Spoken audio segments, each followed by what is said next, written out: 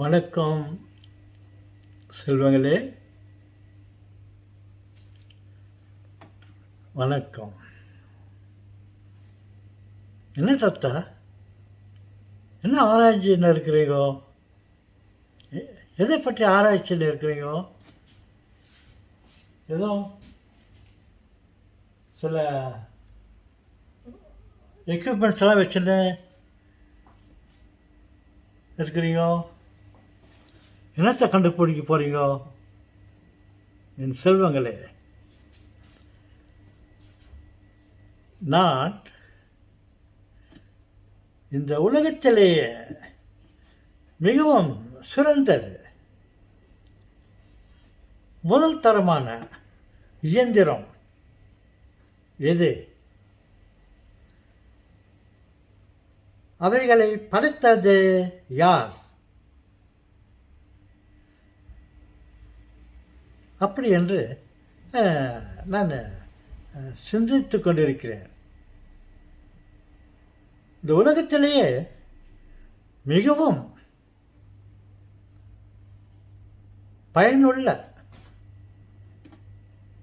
முதல் தரமான இயந்திரம், அனைத்தையும் ஆராயக்கூடிய இயந்திரம் எதுவாக இருக்கும் என்று யோசித்துக் கொண்டிருக்கிறேன்.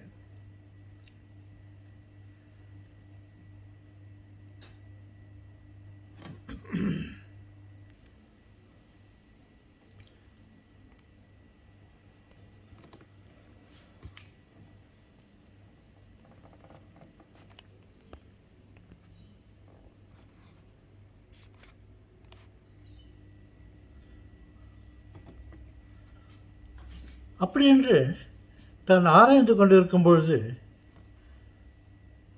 பல விதமான இயந்திரங்களை பார்த்திருக்கிறேன். அவைகளில் சால சிறந்தது அந்த இயந்திரங்களை எல்லாம் படைத்த ஒரு இயந்திரம், சிந்திக்கக்கூடிய இயந்திரம், சிந்தித்து செயல்படக்கூடிய இயந்திரம், கம்ப்யூட்டர், சிஎன்சி.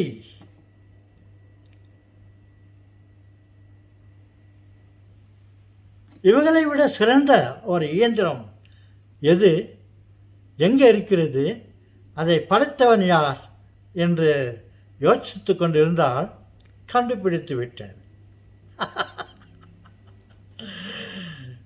நீங்கள் கண்டுபிடித்து இருப்பீர்கள் என் தாத்தாவே. சொல்லுங்கள் பார்க்கலாம், என்ன இயந்திரம்?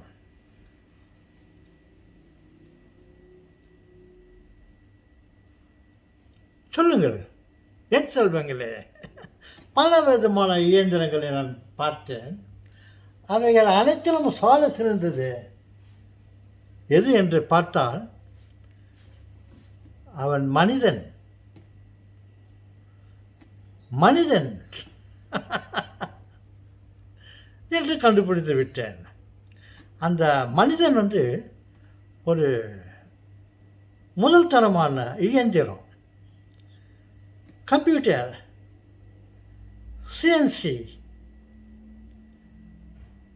இவைகளை விட சிறந்தவன், அவைகளை படைத்தவன் யார் என்றால் மனிதன். ஓ, நீங்கள் சொல்கிறது சரியா தப்பா என்று நாங்கள் யோசித்தால், தாத்தாவே நீங்கள் சொல்லுவது கரெக்டு. பிறகு அந்த மனிதனை படைத்தது யார் என்று யோசித்து பார்த்தால் அதையும் கண்டுபிடித்து விட்டேன். யார் தெரியுமா? இதோ பாருங்கள், இறைவன். மனிதனை படைத்த மாபெரும் தலைவன் இறைவன். அவனால் விசேஷ விதமாக படைக்கப்பட்ட ஒரு இயந்திரம். உலகத்திலேயே மிகவும் சிறப்பான இயந்திரம் எது, யார் என்று கேட்டால்